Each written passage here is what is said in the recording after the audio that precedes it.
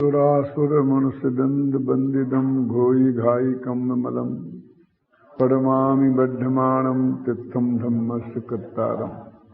ये प्रवचन सार परमागम आचार्य कुंद कुंद देव का विशिष्टतम ग्रंथ है। जिनेन्द्र भगवान की दिव्य ध्वनि का सार यह प्रवचन सार 2000 वर्ष से लगातार पठन पाठन की वस्तु बना हुआ है। यद्यपि समय सार को कुंद कुंद का सर्वश्रेष्ठ ग्रंथ माना जाता है, फिर भी विश्वविद्यालयों के कोर्स में आज तक समय सार को स्थान प्राप्त नहीं हो सका, जबकि प्रवचन सार को सैकड़ों वर्ष से विश्वविद्यालय के कोर्स में रहने का सौभाग्य प्राप्त है। क्यों? क्योंकि इसकी जो प्रतिपादन शैली है वो विश्वविद्यालय के पाठ्यक्रमों के अनुकूल है।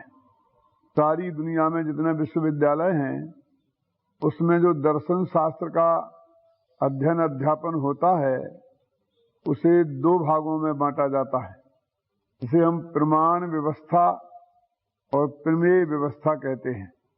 इस प्रवचन सार में भी पहले अध्याय में ज्ञान तत्व प्रज्ञापन और दूसरा अध्याय ज्ञेय तत्व प्रज्ञापन का होने से उसी प्रकार का वर्गीकरण है।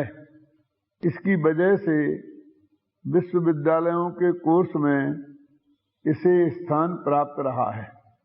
सारी दुनिया को 2 भागों में बांटकर देखना ये आधुनिक दर्शन शास्त्र का भी उद्देश्य है और जैन दर्शन के लिए तो ये सर्वाधिक अनुकूल है कि सारे जगत को 2 भागों में बांटना।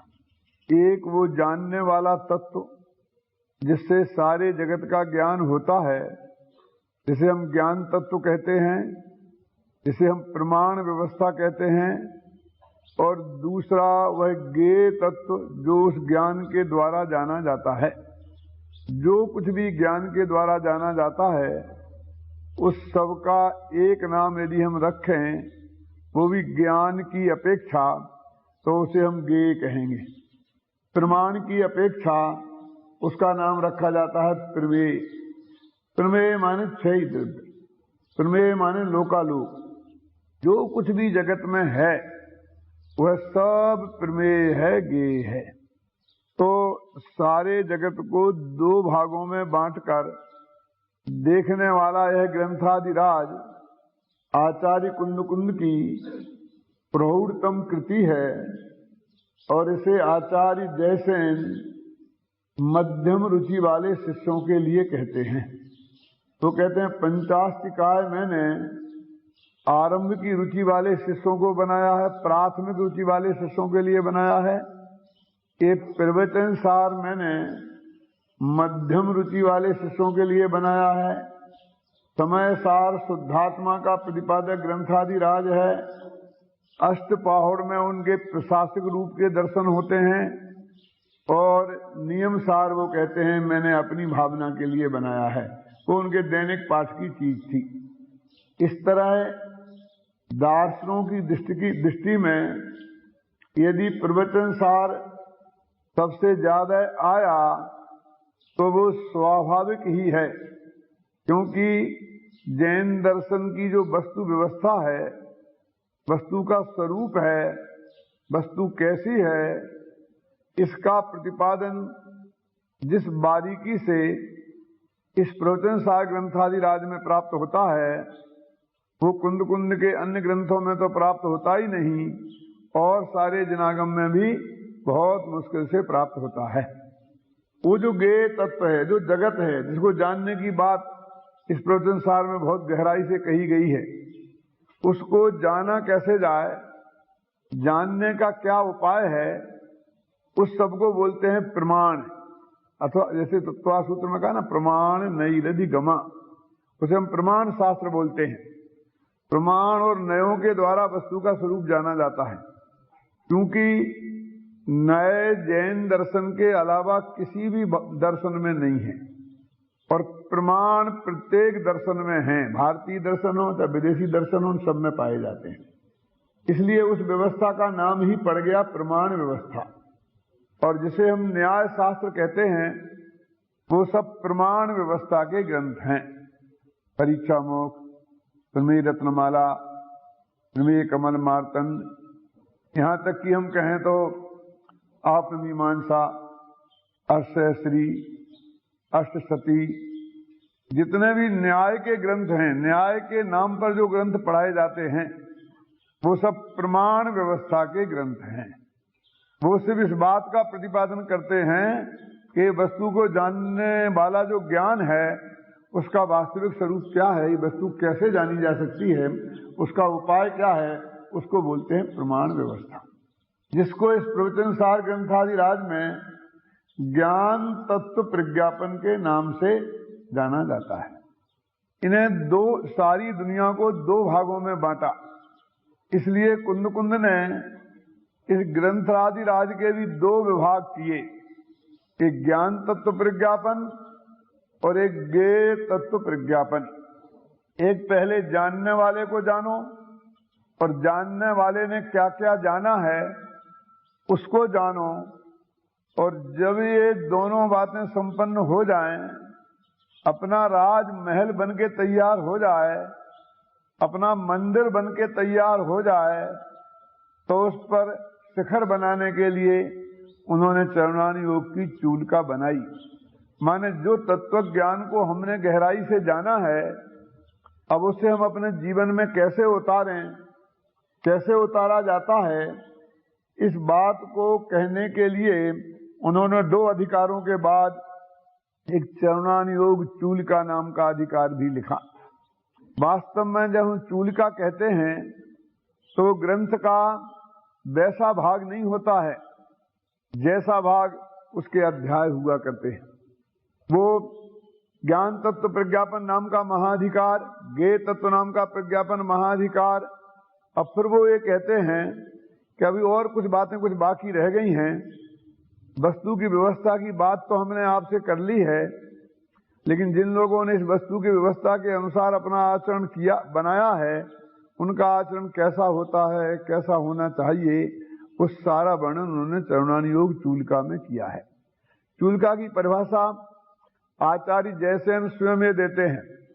उक्त विषय का प्रतिपादन, अनुक्त विषय का प्रतिपादन और उक्त और अनुक्त दोनों के मिले हुए रूप का प्रतिपादन जिसमें किया जाता है उसका नाम है चूलिका।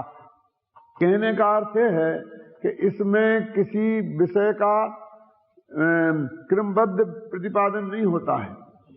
वो बातें जो मूल वस्तु के प्रतिपादन में कहने से रह गई हैं उन्हें बोलते अनुक्त। उन बातों का वर्णन होता है। कुछ बातें ऐसी भी होती हैं कि जो कह दी गई हैं फिर भी उन पर विशेष ध्यान आकर्षित करने के लिए उन्हें द्वारा कहा जाता है, और कुछ बातें ऐसी होती हैं कि जिनको मिलाकर ही कथन किया जा सकता है। भले ही हम अनुक्त बात कहना चाहते हैं, लेकिन जो बात हमने अभी कह दी है उसके बिना उस अनुक्त बात को जो नहीं कही है उस बात को कहना संभव नहीं होता है। इसलिए उसे हम बोलते हैं उक्तानुक्त संकीर्ण व्याख्यान। एक उक्त व्याख्यान, एक अनुक्त व्याख्यान और एक उक्तानुक्त संकीर्ण व्याख्यान जिसमें किया जाता है उसे चूलिका कहते हैं। इसमें आप ये नहीं कह सकते हैं कि आप विषय वस्तु के बाहर चले गए।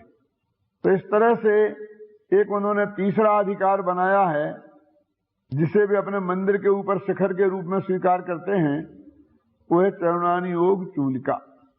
आचार्य जयसेन ने भी कुंद के ग्रंथों पर टीकाएं लिखी हैं, और उन्होंने कुंद के 3 ग्रंथों पर जो टीकाएं लिखी, समय सार, प्रवचन सार और पंचास्तिकाय, उन तीनों ग्रंथों की टीकाओं का नाम तात्पर्य वृत्ति रखा।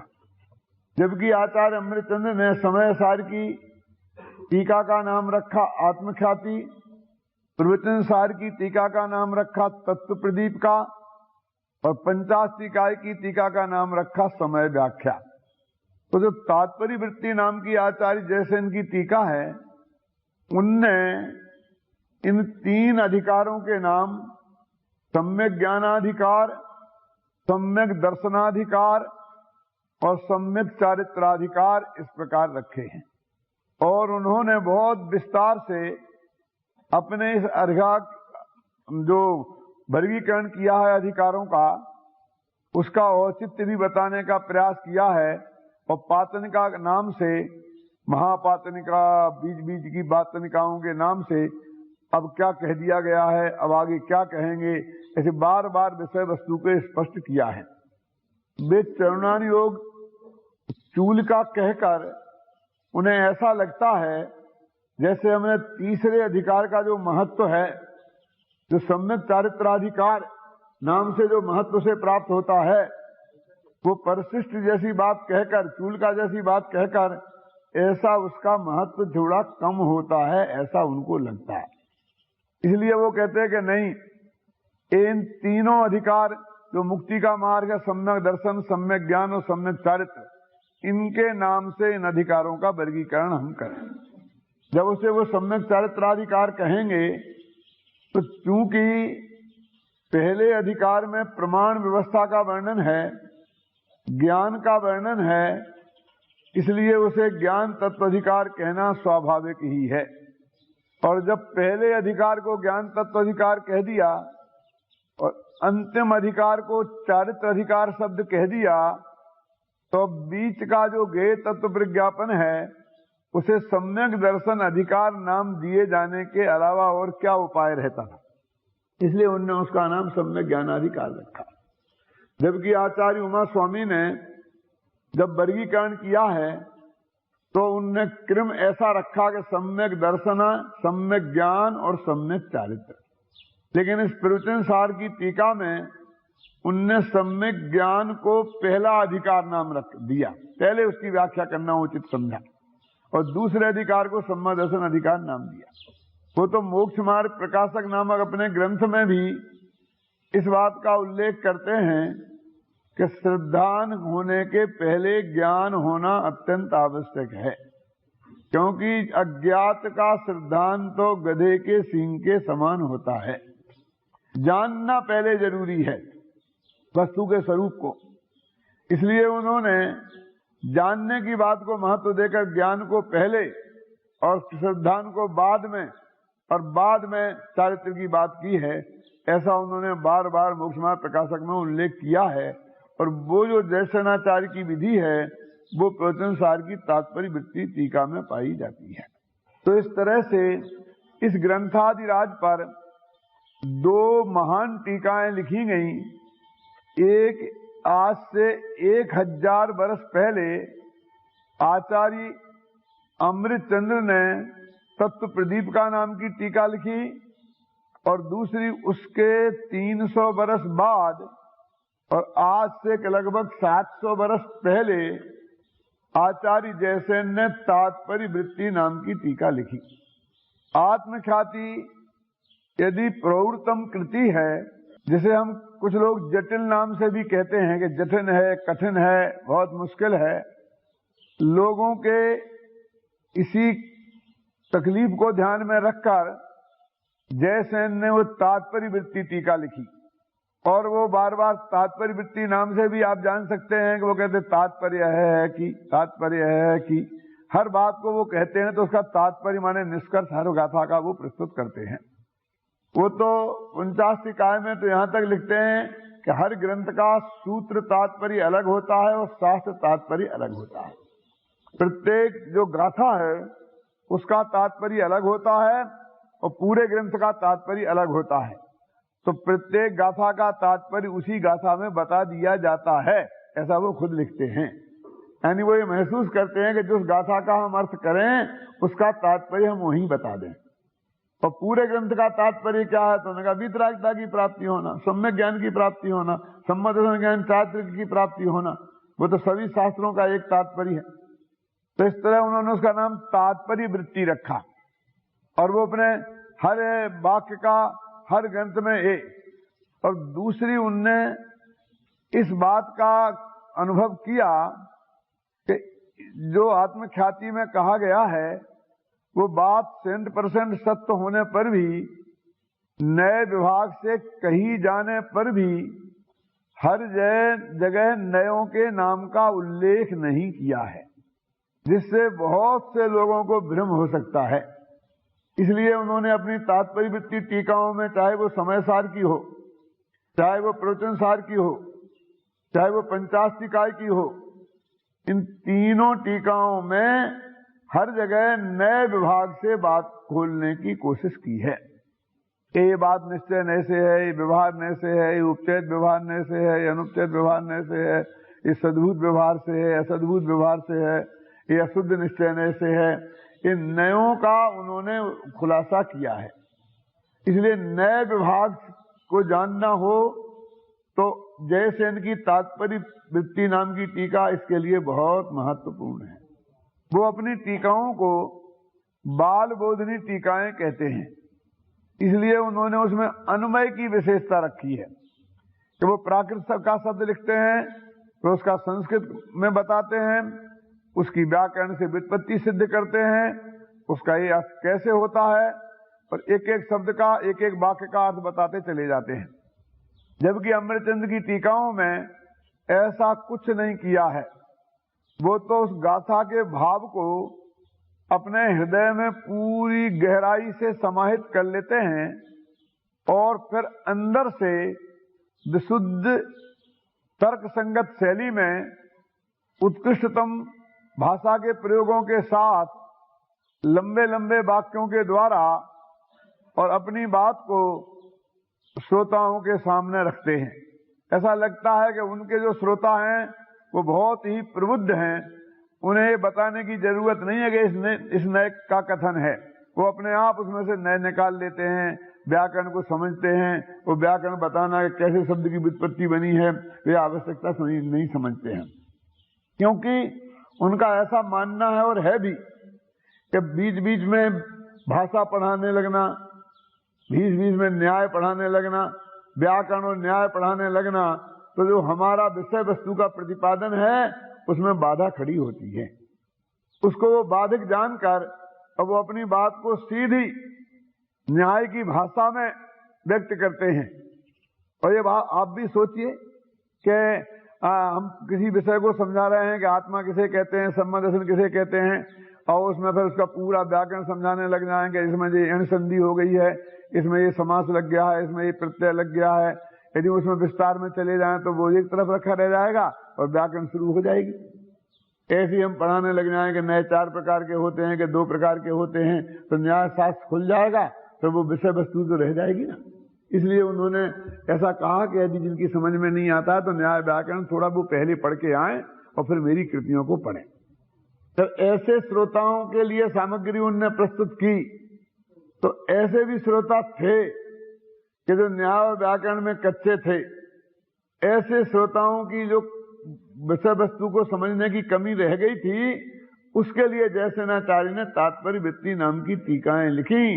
इसलिए ये टीकाएं उनकी प्रतिद्वंदी टीकाएं नहीं है, बल्कि उनकी पूरक टीकाएं हैं।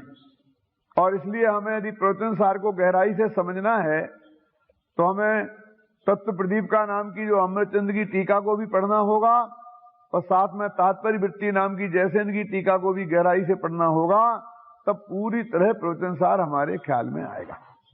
तो अपन ने ये बात की थी कि प्रवचन सार को 3 महाअधिकारों में बांटा गया है, जिसे जयसेन कहते हैं सम्यक ज्ञानाधिकार, सम्यक दर्शनाधिकार और सम्यक चारित्राधिकार।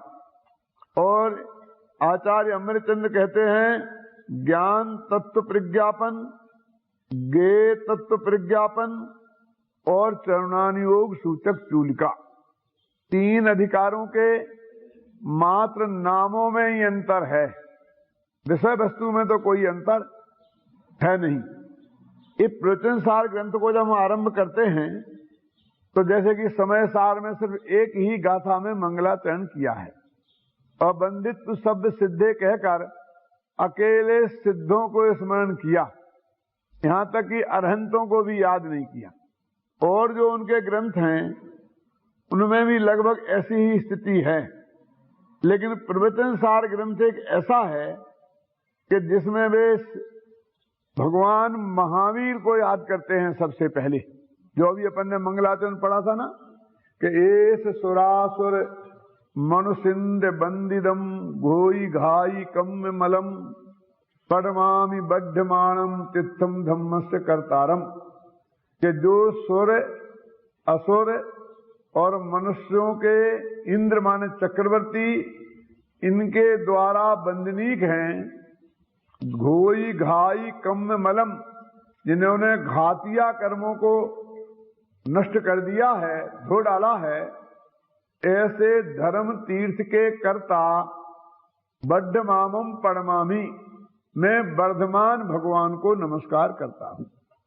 सबसे पहले उन्होंने वर्धमान भगवान को नमस्कार किया। जरा हम थोड़ा विचार करें इस मंगलाचरण की गाथा पर, ऐसा उन्होंने क्यों किया? क्योंकि वे इस ग्रंथ को प्रवचन का सार कहते हैं। तो किसके प्रवचन का सार है? ये आदिनाथ के प्रवचन का सार है कि महावीर के प्रवचन का सार है? वैसे तो 24 तीर्थंकर अपनी वाणी में एक ही बात को कहते हैं, इसलिए सभी तीर्थंकरों की वाणी का सार है। लेकिन सवाल यह है कि अभी शासन किनका चल रहा है? वो कहते हैं कुंद आचार्य कि मुझे जो प्राप्त हुआ है वो किनसे प्राप्त हुआ है ये प्रवचन सार। तो ये नहीं कहते मुझे श्रीमंदिर परमात्मा से प्राप्त हुआ है, वो ये नहीं कहते मुझे आदिनाथ से प्राप्त हुआ है, कहते भगवान महावीर की दिव्य ध्वनि जो खिली थी, उनका जो प्रवचन हुआ था गौतम गणधर की उपस्थिति में, स्वयंद्रों की उपस्थिति में, उनकी परंपरा से चलकर तो अविच्छिन्न परंपरा है, वो मेरे तक आया है वो ज्ञान।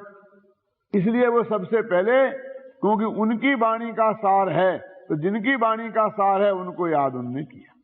अब दूसरा प्रश्न इसमें ये खड़ा होता है कि जब कुंदाचार्य देव ने वर्धमान भगवान को नमस्कार किया तब तो वे सिद्ध हो चुके थे इस बाली। और एक कहते हैं घोई घाई कम मलम, कि धो डाले हैं घातिया कर्म जिन्होंने। तो अघातिया कर्म नहीं धोए उन्होंने, कर्म मल को धो डाला, ऐसा ही कहते हैं 8 ही कर्म जिन्होंने नष्ट कर दिए। क्योंकि जब इनने उन्हें नमस्कार किया, जब प्रवचन सार लिखा, तब तो वे सिद्ध अवस्था में विराजमान थे।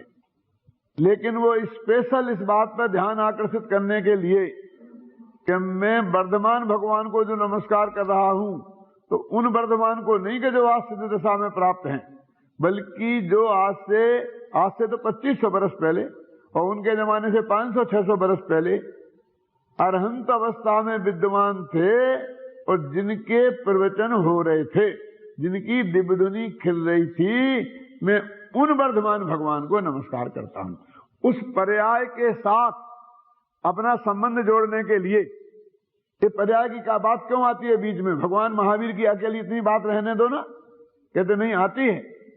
जैसे तुलसीदास जी कहते हैं ना कि तुम मुरली बजाते हुए श्री कृष्ण बहुत अच्छे लगते हो, लेकिन तुलसी मस्तक जब नवे, जब धनुष बाण ले हाथ, मेरा माथा तो तुम्हारे सामने जब नवेगा कि जब तुम धनुष बाण लेके आओगे। जैसे रामचंद्र जी का है ना, उनके यहाँ वो धनुष बाण लेकर के हैं, और श्री कृष्ण का मुरली बजाते हुए मंदिर में मूर्तियां विराजमान की जाती हैं, और राम की धनुष बाण के साथ में। ये कह करके वो क्या कहना चाहते हैं? कि कोई बहुत बड़ा संदेश देना चाहते हैं तुलसीदास जी। वो क्या संदेश देना चाहते हैं? कि भैया अभी हमें नचैया गवैयों की जरूरत नहीं है, ये नाचने गाने वालों की जरूरत नहीं है, ये मुरली बजाने वालों की जरूरत नहीं है। हमारे लिए तो धनुष बाण वाले चाहिए, क्योंकि उनका समय वो था जब मुसलमान लोगों ने आक्रमण इस देश पर किया था और मंदिर और मूर्तियां तोड़ी जा रही थी। अब ऐसे में तुम्हें नाच गानों के प्रोग्राम दे देकर सबको नचाना गाना सिखाना चाहते हो?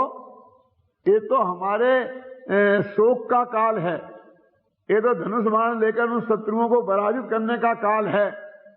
तुलसीदास को जरूरत धनुष बाण वाले राम की है, जो इन मलोच्छों से हमारी संस्कृति की रक्षा कर सके। ये नाचने गाने वालों की जरूरत नहीं है। इसलिए कहते हैं कि तुलसीदास को, हे श्री कृष्ण, तुम्हें नमस्कार करने में कोई दिक्कत नहीं है, लेकिन जरा कपड़े बदल आओ, धनुष बाण लेके आओ और मुरली को रख के आओ। विद्वान तो तुम बहुत अच्छे हो, बातें तो हमें तुमसे ही सीखनी है, लेकिन नाच गाना नहीं सीखना है, हमें आत्मा परमात्मा की बातें सीखनी है? हमने तुम्हें बुलाया था आत्मा परमात्मा की बात सुनने समझने के लिए, और तुम हमें नचाने लग गए, तुम हमें गाना सुनाने लग गए, तुम हमें गले से रिझाने लग गए। तो वो कहते हैं कि हमें वर्धमान तो चाहिए, लेकिन धर्म तीर्थ के कर्ता वर्धमान चाहिए। हमें मूक केवलियों को स्मरण नहीं कर रहे, वो जो सिद्ध हैं जिनका हमारा सीरस, जिनके प्रवचन का सार ये प्रवचन सार है, ऐसे वर्धमान को भले ही वे आज सिद्ध हो गए हैं, लेकिन जब उनकी दिव्य ध्वनि खिल रही थी, उनने उनके उस रूप को याद किया। परमामि बद्धमानम तीर्थम धम्मस्य कत्तारम, धर्म तीर्थ के कर्ता वे वर्धमान जिनने घातिया कर्म को धो डाला है, और जो सुर असुर और नरेंद्र इन तीनों के द्वारा बंदनीक हैं। सुरपति उरग नरनाथ तिनकर बंदनीक सुपद प्रभा, ये इसी पंक्ति का अनुवाद है। सारा जगत जिनको मानता है, 100 इंद्र है ना, तो सारे जगत के ये प्रतिनिधि हैं, तो इनने उन्हें नमस्कार कर लिया, इनने मान्यता दे दी, तो इसका अर्थ है सारे जगत ने मान्यता दे दी। प्रधानमंत्री ने साइन कर दिए किसी समझौते पर, तो भारत ने साइन कर दिए, हमारे 100 करोड़ लोगों ने साइन कर दिए, मान लिया जाता है ना। इस तरह 100 इंद्रों ने जिनको नमस्कार किया, माने जो सर्वमान्य हैं, ऐसे धर्म तीर्थ के कर्ता, 4 घातिया कर्मों से रहित, अरहंत अवस्था में विराजमान वर्धमान भगवान को इसलिए उन्होंने नमस्कार किया क्योंकि यह प्रवचन सार उनके प्रवचन का सार है। दूसरी बात, 5 गाथाओं में उनने मंगलाचरण किया, और ग्रंथों में एक गाथा से दूसरी गाथा पर बढ़े ही नहीं है। फिर उन्होंने, आपको लगेगा कि भैया के लिए वर्धमान से क्या मतलब, तो उन्होंने कहा बाकी के तीर्थंकरों को से पुण्यतीर्थ ठहरे, बाकी के तीर्थंकर उन्हें भी मैं करता हूं, तो सद्भाव वाले सिद्ध भगवान में उन्हें भी करता हूं, ज्ञान दर्शन चारित्र से संपन्न जो आचार्य महाराज हैं हम उन्हें भी नमस्कार करते हैं, हमें कोई दिक्कत नहीं है। और जो अपने को प्राप्त करने वाले हैं, जो मनुष्य क्षेत्र में रहने वाले हैं, मनुष्य क्षेत्र में रहने वाले अरहंतों को कहकर श्रीमंदरादिक को भी याद कर लिया। मानसे क्षेत्रे लिखा ना, मानसे क्षेत्रे अरहंते बट्ठन्ते, जो अभी वर्तमान में मनुष्य क्षेत्र में रहते हैं वो अरहंत, क्योंकि महावीर वर्तमान में मनुष्य क्षेत्र में नहीं रहते। ऐसे श्रीमंदर परमात्मा को भी याद कर लिया, 20 तीर्थंकरों को भी याद कर लिया। यदि 170 हों अभी वर्तमान में, तो 170 तीर्थंकरों को भी याद कर लिया। कहते हैं अजितनाथ के काल में 170 तीर्थंकर एक साथ विद्यमान थे, 20 तो कम से कम हमेशा रहते ही हैं। तो इस समय जितने भी जहां हों उनको भी याद कर लिया, लेकिन गौण रूप से, मुख्य रूप से उन्होंने वर्धमान तीर्थंकर को याद किया। और उसके बाद उन्होंने अरहंतों को, सिद्धों को, आचार्यों को, गणधर शब्द का प्रयोग किया आचार्यों के लिए, उपाध्यायों से साधुओं को, जो नमस्कार मंत्र में सबको नमस्कार किया। और अंत में ये कहते हैं कि मैं इन सबको नमस्कार करके अब अपनी जो निर्वाण की संपत्ति है उसको प्राप्त करने का जो असली कारण साम्य भाव है उसको प्राप्त होता हूं। तो इसमें मंगलाचरण में भी विशेषता है कि उनने बुद्धि पूर्वक भगवान महावीर की वाणी से अपने को जोड़ा है। मुझे ऐसा लगता है कि उस समय कुंदकुंदाचार्य देव विदेश क्षेत्र से होकर के तो आई गए थे, उनकी ये प्रौढ़तम कृति है, तो लोग उन्हें बार बार श्रीमंदिर परमात्मा के यहाँ से जो उनकी दिव्य ध्वनि सुन के आए हैं, ऐसे कुंदकुंद स्वामी, ऐसे कुंदकुंद स्वामी बार बार कहते होंगे। कोई जरा सी भी बात हो जाती, दुनिया की आदत होती है कि नहीं। अब मेरे साथ देश विदेश में प्रख्यात, क्या हो गया देश विदेश, विदेश से क्या मतलब हो गया, विदेश में घूमे आए तो क्या हो गया, वहां भी 4 बातें सुना आए। और नहीं जाते यदि विदेश में व्याख्यान देने तो पंडित हुकुमचंद छोटा पंडित रह जाता, ठीक नहीं। लोग तो रोजाना रोजाना रोजाना उस बात को याद करेंगे जहां जहां जहां जहां। तो ऐसे ही श्रीमंदिर परमात्मा विदेह में होके आए थे।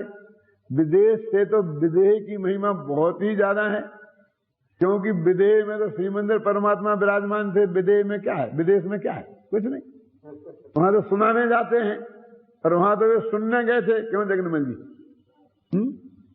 साक्षात अरहंत परमात्मा के दर्शन करके आए थे, तो वो तो बहुत बड़े सौभाग्य की बात थी। तो उस बात को लोग याद नहीं करते होंगे, ये कैसे हो सकता है। तो उनको ये लगने लग गया था कि यदि मैंने इस बात को खोल के नहीं कहा तो लोग मुझे श्रीमंदिर परमात्मा की वाणी में उन्हें सुनाता हूं, यही मान के बैठ जाएंगे मैं भगवान महावीर की। लेकिन वे अपने को बुद्धिपूर्वक भगवान महावीर की परंपरा से जोड़ना चाहते थे, और उन्होंने जोड़ा। क्यों? उसमें क्या खराबी थी? उसमें एक खराबी थी कि फिर हर एक आदमी कहता कि हमें तो ये सौभाग्य प्राप्त हुआ नहीं, और उसके अंदर हीन भावना पनपती। लेकिन भगवान महावीर की दिव्य ध्वनि का सार तो जैसा मुझे प्राप्त है वैसा सबको प्राप्त है, परंपरा, गुरु की परंपरा से। दूसरी बात ये होती कि भविष्य के लोग कहते कुंद कुंद इसलिए प्रमाण है कि श्री मंदिर के पास सुन के आए थे, तो और आचार्यों की प्रमाणिकता पर प्रश्न चिन्ह लग जाता कि भूत बलि प्रसन्न तो गए नहीं थे, जिनसेनाचार्य तो गए नहीं थे, समंतभद्र तो गए नहीं थे, तो उनकी बात को हम कैसे प्रमाण माने। वो नहीं चाहते थे कि मेरी इस व्यक्तिगत उपलब्धि के कारण जिनवाणी में प्रमाणिकता का प्रश्न खड़ा हो जाए। और सबसे बड़ी बात यह है कि वो इस बात को मानते थे कि ये मेरा परम सौभाग्य है, ये मेरी बिल्कुल प्योर व्यक्तिगत बात है कि मुझे श्रीमंदिर परमात्मा के दर्शन प्राप्त हुए। इससे पूरी जो भगवान महावीर की आचार्य परंपरा है उसमें कोई अंतर नहीं पड़ता। मैं गया होता तो और नहीं गया होता तो भी। क्यों? मैं विदेश नहीं जाता तो आप लोगों के लिए कम उपयोगी था, और गया तो ज्यादा उपयोगी हो गया कि 2 महीने का और नुकसान हो गया। बोलो, तो ऐसे ही वे श्रीमंदिर परमात्मा के पास नहीं जाते तो हमारी कोई हानि हो जाती, तो क्या कुंद कुंद से हमें कुछ कम माल मिलता? ऐसा नहीं है। माने वो है तो बहुत बढ़िया बात, लेकिन वो इस बात से नहीं जोड़ना चाहते हैं कि हम हर बात को उस बात से जोड़ें। इसलिए उन्होंने पूरा वर्धमान स्वामी से अपनी बात को जोड़ करके और प्रवचन सार को लिखने की प्रतिज्ञा की। इस तरह 5 गाथाओं के मंगलाचरण के बाद वे ज्ञान तत्व प्रज्ञापन को शुरू करते हैं। ज्ञान तत्व प्रज्ञापन को भी उन्होंने 4 भागों में बांटा। 3 तो इसके महाधिकार हैं। कौन कौन? ज्ञान तत्व प्रज्ञापन, ज्ञेय तत्व प्रज्ञापन और चरणानी योग चूलिका। फिर ज्ञान तत्व प्रज्ञापन अधिकार को उनने 4 भागों में बांटा। 4 भागों में पहले भाग का नाम रखा शुद्धोपयोग अधिकार, दूसरे का नाम रखा ज्ञानाधिकार, तीसरे का नाम रखा सुखाधिकार, और चौथे का नाम रखा शुभ भावाधिकार। अब ज्ञान तत्व प्रज्ञापन में ऐसे अधिकारों का क्या औचित्य है? तो ये देखो, 6वीं गाथा में वो प्रतिज्ञा की उनने कि मैं तुमको मुक्ति के मार्ग की बात बताऊंगा। जो 7वीं गाथा से पहले 12वीं गाथा तक उन्होंने शुद्धोपयोग अधिकार आरंभ नहीं किया, ये उसकी भूमिका है।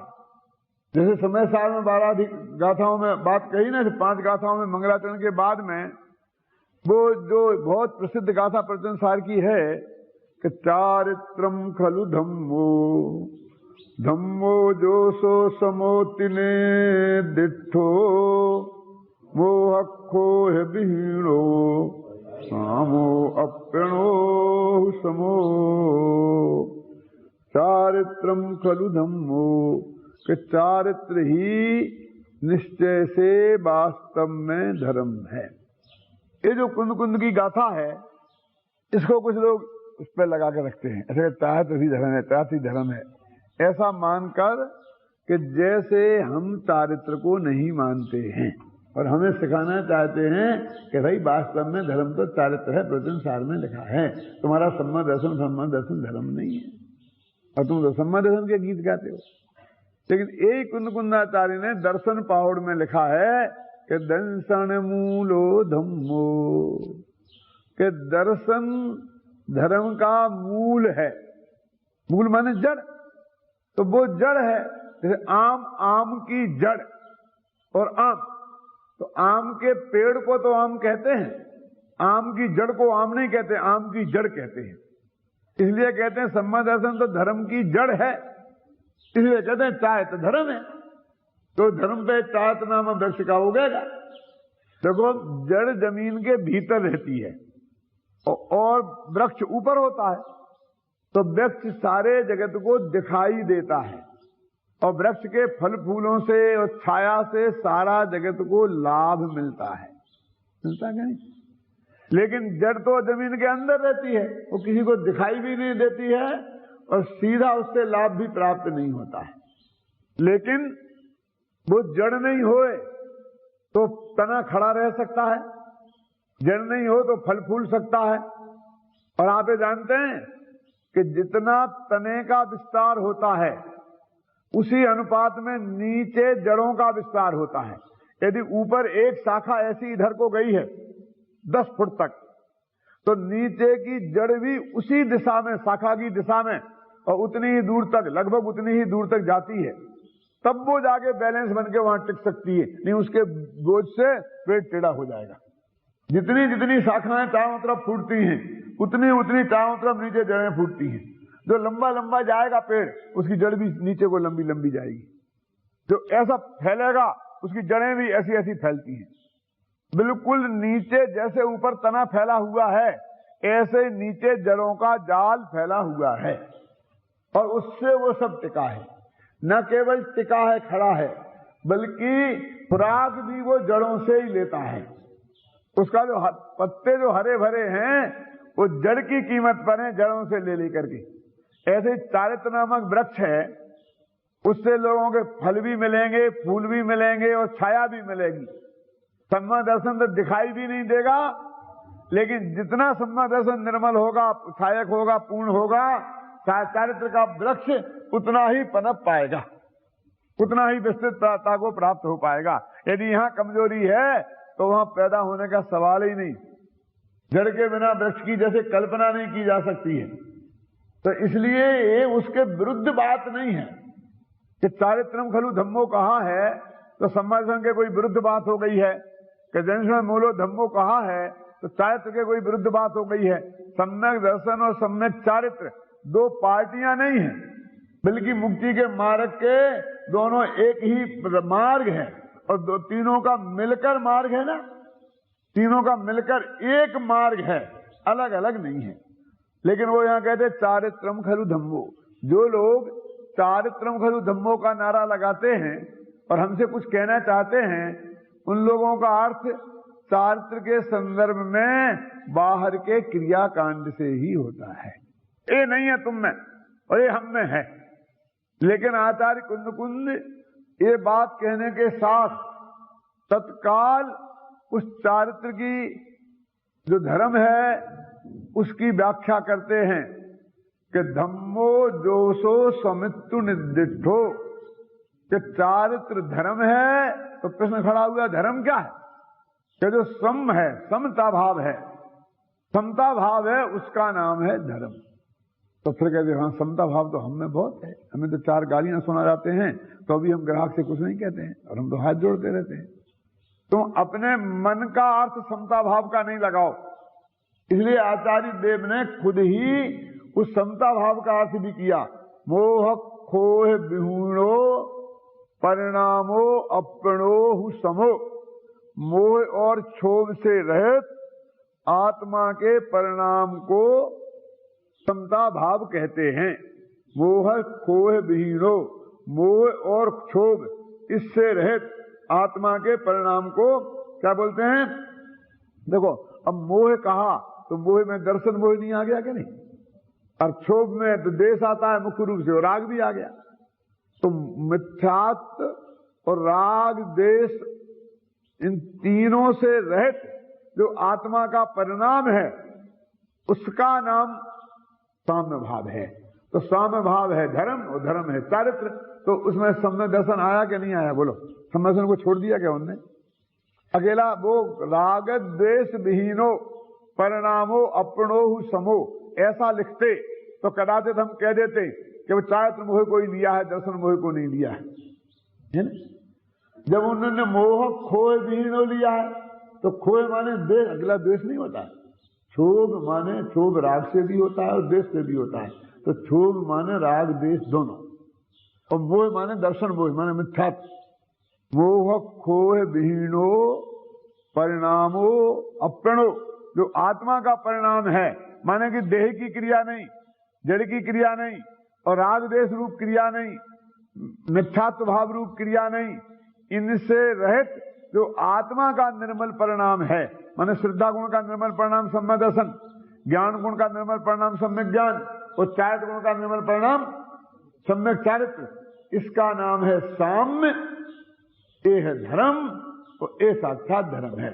तो यहाँ पर सम्यक दर्शन ज्ञान चारित्र को ही धर्म घोषित किया है। रतनगढ़ साहब का चार में भी कहा ना, है ना, सदृष्टि ज्ञान वृत्तानि धर्मम धर्मेश्वरा विदु यदि ये प्रत्यनीकानी भवंती भव पद्धति। सदृष्टि माने सम्यक दर्शन, सदज्ञान और वृत्त माने चारित्र। धर्मम धर्मेश्वरा विदु, धर्म के ईश्वर ने इन्हें धर्म कहा है। तीनों को कहा कि एक को साहब कुंद कुंद चारित्रम खुल धम्मो लिखते, तो समंत भद्र कुंद कुंद में भी झगड़ा था। क्यों? कि वे तीनों को धर्म लिखते हैं और ये एक को धर्म लिखते हैं। जब मोह खोए विहीनो लिख दिया तो तीनों ही आ गए। तो अकेला चारित्र को ऊपर क्यों लिखा? क्योंकि वो चारित्र ऊपर से दिखाई देता है, श्रद्धा अंदर से दिखाई नहीं देता। चरित्र मोह बस लेसना संयम पैसुर नाथ जजे हैं, तो बाहर से क्या दिखाई? एक चक्रवर्ती को छाया सम्मान दर्शन हो गया, अब बाहर से तो कुछ दिखता नहीं। तो श्रद्धा अंदर में पर पदार्थों से हटकर त्रिकाली जो भगवान आत्मा में हो गई, और उसने ये मान लिया कि ये मैं हूं। अपने राजकाज छोड़ा नहीं, 98,000 पत्नियों में से एक को भी छोड़ा नहीं, दिग्विजय करने के लिए जा रहे हैं। तो इस सारे लोग को कैसे दिखेगा ये धर्मात्मा है? यदि वो श्रद्धा को ही अकेले को धर्म घोषित कर देते, क्यों? तो फिर उस विषय कसाय में लिप्त लोगों को भी धर्मात्मा कह दिया जाता। जादू तो वो है जो सिर पर चढ़कर बोले। तो चारित्र एक ऐसी चीज है कि वो सारे जगत को दिखाई देती है। मैं सम्यदृष्टि हूं कि नहीं, इसकी घोषणा करने की जरूरत पड़ती होगी। क्यों? कोई ने नग्न दिगंबर मुनि दीक्षा ले ली तो उसे कहने की जरूरत है कि मैं 6वें 7वें गुण स्थान में हूं। वो है कि नहीं है वो अलग बात है, लेकिन ये बेस ही इस बात की घोषणा है कि वो ये मान रहा है, ये कह रहा है कि मैं क्या हूं। बोलो, है ना अन्ना जी? ये बेस इस बात की घोषणा है कि नहीं? तुम अपने को समझती कहते तुम्हें शर्म नहीं आती है, तो तुम कह रहे अपने को मुनि तुम्हें नहीं आती शर्म? हम कहां कहे, हम तो कही नहीं। अरे ये बेस लिया, ये पिछी कमंडल लिया, इसका मतलब तो 24 घंटे ही कह रहे, हम तो कभी कभी कहा होगा। छबरा जी वो बेस ही इस बात का प्रतीक है, वो घोषणा है। इसलिए उन्होंने ये घोषणा की कि ऐसा जो मोह क्षोभ से रहित आत्मा का परिणाम है, उसका नाम वास्तव में धर्म है। अब वो कहते हैं कि जो देखो इसमें जो वो जिस उस परम धर्म है, उस पर्याय को कहा, सम्यक दर्शन ज्ञान चारित्र रूप पर्याय को। आत्मा तो त्रिकाल ही है। अकेले त्रिकाली आत्मा को धर्म कहते तो निगोद में भी आत्मा को धर्मात्मा कहते ना, लेकिन नहीं कहते। निगोदिया को धर्मात्मा नहीं कहते, नहीं कहते ना। और सिद्ध को धर्मात्मा कहते हैं, मुनिराजों को धर्मात्मा कहते हैं, सम्यदृष्टियों को धर्मात्मा कहते हैं। तो इसका मतलब धर्म शब्द, धर्मात्मा शब्द पर्याय की अपेक्षा है, द्रव्य की अपेक्षा नहीं। तो बहुत लिखा, मैं नहीं कह रहा हूं। देखो इसमें लिखा है पर्णबदि जेण दब्बम तत्कालम तम मयति पर्णतम। 8वीं गाथा। तम्मा धम्म पर्णदो आदा धम्मो मुड़े दब्बो, कि जो द्रव्य जिस समय जिस पर्याय से परिणमित होता है उस समय वह वही होता है। क्या कह रहे? जो ईंधन है वो अग्नि से जल रहा है, तो जलता हुआ ईंधन ईंधन नहीं है, अग्नि ही है। उसे बोलते आग है, दूर रहो दूर रहो, आग है, जल जाओगे, बोलते कि नहीं बोलते? तो जिस पर्याय से जो परिणमित है उससे वही है। धर्मेण परिणदप्पो अप्पा, धर्म से परिणमित आत्मा स्वयं धर्म है। धर्म है माने धर्मात्मा है।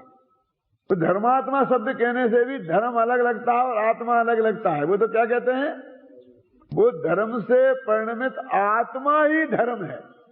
सम्यक दृष्टि आत्मा ही धर्म है, सम्यक दर्शन धर्म है और आत्मा अलग है, और उस धर्म के कारण वो आत्मा धर्मात्मा बना है। वो ऐसा नहीं है। कहते हैं कि धर्म से परिणमित आत्मा भी धर्म है। ऐसा देखो क्या शब्द है, तम्मा धम्म परिणदो आधा धम्मो मुड़े दब्बो। तब धर्म से परिणमित आत्मा ही धर्मात्मा है। और धर्म क्या है, चारित्र। क्यों चारित्र देखा ना, चारित्र बोल धर्म, चारित्र माने मोह खोए विहीनो अपनो समो, माने सम्यक दर्शन, सम्यक ज्ञान और सम्यक चारित्र, ये तीनों। और इन तीनों से परिणमित आत्मा ही धर्मात्मा है। धर्मात्मा नहीं, साक्षात धर्म है। न धर्मो धर्म के बिना, लिखा ना सबका चार में कि धर्म धर्मात्माओं के बिना नहीं होता। उसमें तो ऐसा लगा धर्म धर्मात्माओं के बिना नहीं होता। यहाँ तो ये कह रहे कि धर्मात्मा ही धर्म है, उसके अलावा और कौन सा धर्म है। धर्म से परिणमित जो आत्मा है उसे छोड़ दो तो अलग से कौन सा धर्म है। सम्यक दर्शन, सम्यक ज्ञान और सम्यक चारित्र धर्म है और आत्मा धर्म नहीं है। तो कहां पाए जाते हैं ये, टोडामल स्मारक में, जयपुर में, सोनगढ़ में, किसी व्यक्ति के, अरे भाई ये कहीं नहीं पाए जाते हैं, ये तो आत्मा में पाए जाते हैं। आत्मा का धर्म तो धर्म से परिणमित आत्मा ही धर्म है। क्यों जी, ईंधन को छोड़कर अग्नि अलग है और ईंधन अलग है, ऐसा माने हाँ मोहनलाल जी, तो फिर क्या होगा बताओ। तो ईंधन के बिना की कोई अग्नि बताओ। जहां तक आपने अग्नि देखी होगी वो जलती ही देखी होगी, तो ईंधन ही जल रहा होगा ना। यदि उसे ईंधन कहोगे तो फिर अग्नि नाम की कोई चीज जगत में बचती ही नहीं है। जलते हुए ईंधन को भी ईंधन कहोगे तो अग्नि नाम की चीज फिर क्या है बोलो। तो धर्म से परिणमित आत्मा को धर्म नहीं कहोगे तो फिर धर्म अलग अलग से क्या, वो तो आत्मा ही है, तो धर्म कहां है। तो धर्म से परिणमित आत्मा ही धर्म है, ऐसा उन्होंने कहा। इस तरह देखो अपन अत्थो अत्थम विनेह परिणामो दब्य गुण पद्य अत्थो अत्थो अत्थति निवृत्तो। कहते परिणाम के बिना द्रव्य नहीं और द्रव्य के बिना परिणाम नहीं। क्योंकि धर्म को अलग करें, त्रिकाली तो भगवान आत्मा को अलग कर दें, तो धर्म तो वो सम्यक ज्ञान चारित्र परिणमन है और उसके कारण आत्मा को धर्म कहा, तो फिर आत्मा तो धर्म नहीं रहेगा ना। जैसा हम तो यही मानते थे, लेकिन तुमने समझाया है कि त्रिकाली ध्रुव अलग है, वो पर्याय से भिन्न है, पर्याय से भिन्न है, पर्याय से भिन्न है। अब आज ये कह रहे हो कि तुम जरा ज्यादा समझ गए ना वो, इसलिए आज ये कहने की जरूरत पड़ रही है कि वो पर्याय और द्रव्य क्या, अच्छा जाने दो, वो तो बहुत दूर की बात है। देह है ना, ये देह और आत्मा, इस संसार में जीव को देखना है तो देह और आत्मा, देह में ही देखना पड़ेगा। देह तो बिल्कुल जुदा है, वो तो पुद्गल है, जड़ है, और आत्मा उससे बिल्कुल भिन्न है। लेकिन हमको जितने जीव दिखाई देते हैं वो देह में ही दिखाई देते हैं। उन्हें देही बोलते हैं, देही जीव को भी देही बोलते कि नहीं बोलते। अब सिद्ध भगवान है देह के बिना, तभी तो हमारे ज्ञान के बनने वाले नहीं है। तो ये तो कदाचित देह और आत्मा तो अलग हो जाता है और स्वभाव से तो बिल्कुल भिन्न है ही। ऐसा पर्याय और द्रव्य ऐसा भिन्न नहीं है। वो तो सिद्ध अवस्था में भी जुदे होने वाले नहीं है, एक समय भी जुदे होने वाले नहीं है, इकट्ठे ही रहने वाले हैं। फिर भी हमारे ज्ञान के द्वारा उन्हें जुदा जुदा जाना जा सकता है, जाना जाता है, इसलिए जुदे कहते हैं। और हमें दृष्टि हटा दो, माने उस पक्ष पे से वो वहां से बात नहीं हटेगी, पर्याय नहीं हटेगी, वो दृष्टि पर्याय पे से हटा के स्वभाव पर ले जाने की बात है। यदि कोई उसका अर्थ ये समझ लेता है कि वो उस पर्याय से रहित है तो वो बात गलत है। 11वीं गाथा में बात करके अभी खत्म करूंगा। देखो, धम्मेण परिणदप्पा अपादि शुद्ध सम्मोप जुदो पावदि निब्बाण सुधुम स्वोभ जुत्तो सग्ध स्वहम। कि धर्म से परिणमित जो आत्मा है, कौन, वो सम्यक ज्ञान चारित्र वाला आत्मा है, वो दो अवस्थाओं में रह सकता है, एक शुद्धोपयोग की अवस्था में और एक शुभोपयोग की अवस्था में। तो शुद्धोपयोग की अवस्था में जब होगा तो उससे वो निर्वाण सुख को प्राप्त करेगा। और जब शुभोपयोग की अवस्था में होगा तो वो सज्ञ सुहम स्वर्ग के सुख को प्राप्त करेगा। मूल गाथा में तो सज्ञ सुहम लिखा है। इस स्वर्ग के सुख को, सुख ही सुख है, कुछ भी सही, निर्माण मिल जाएगा, नहीं तो स्वर्ग का सुख मिल जाएगा, मोक्ष का सुख मिल जाएगा, नहीं तो स्वर्ग का सुख मिल जाएगा। अमृतचंद्राचार्य ने कहते हैं कि तेरे मुंह में पानी आ गया है, तो स्वर्ग के सुख की व्याख्या उनने अपनी टीका में की है। जरा देखो, बहुत मार्मिक है कि गर्म घी, खोलते हुए घी में किसी आदमी को डाल दो और जैसे अपन मंगोड़े पकोड़े बनाते हैं वो खोलने लग जाए तो कितना सुखी होता हो, कितनी ठंडक प्राप्त होती होगी उसे, क्योंकि घी तो ठंडा होता है, घी में डाला है ना। जैसे कहते गर्म घी में डले हुए मनुष्य जिस तरह दुखी होता है, ऐसे ही स्वर्ग सुख में वो भोगों के बीच में पड़ा हुआ आत्मा, नाम है उसका सुख और है वो वास्तव में दुख ही। लिखा देखो, सिखित तप्त घृतोपसिक्त पुरुषो दाहि दुख मिल स्वर्ग सुख बंध मापनोति। घी में तपे हुए पड़े हुए पुरुष के समान वो स्वर्ग के सुख को प्राप्त करता है। ऐसा है वो स्वर्ग, मैं वो तो दुख ही है क्या। अब मैं आपसे पूछता हूं कि अमृतचंद्र जैसा सशक्त आचार्य नहीं होता तो क्या किसी की ताकत थी कि मूल गाथा में तो लिखा है सज्ञ सुहम, कि स्वर्ग सुख को, और वो ऐसा उसका अर्थ करते कि वो वास्तव में सुख है ही नहीं, वो दुख है। हम ये बात का अर्थ कर पाते कि समझ पाते? और उनने कोई अपना अनर्थ नहीं किया है, क्योंकि आगे खुद ही मूल गाथाओं में संसार के सुख का स्वरूप जब किया, सपरम बाधा संयम विच्छिन्नम बंध कारणम विषमम, वो सारा बताया है कि नहीं, अभी आएगा आगे कि वो कैसा सुख है, उसका सुख का स्वरूप बताया, तो कैसा वो दुख रूप है, कुंद कुंद की मूल गाथा में है। उसी बात को उनने यहां लाकर कह दिया।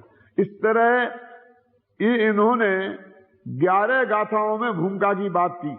अब आगे चल करके फिर वो शुद्धोपयोग अधिकार आरंभ करेंगे, लेकिन शुद्धोपयोग अधिकारी की भूमिका बांध दी ना कि वो आत्मा, धर्मात्मा जब शुद्धोपयोग से परिणमित होता है तो निर्माण को प्राप्त करता है, जब शुभोपयोग से परिणमित होता है तो स्वर्ग को प्राप्त करता है। तो अब इस निर्माण को प्राप्त करता है, शुद्धोपयोग अधिकार की बात करेंगे। अब वो सुख कैसा है वो सुखाधिकार में कहेंगे, और स्वर्ग सुख को पाता है वो शुभाव अधिकार में कहेंगे। तो इस तरह इस गाथा में इन्होंने पूरे 92 गाथा तक की विषय वस्तु की तरफ संकेत कर दिया कि हाँ, हम आगे किस बात का वर्णन करने वाले हैं।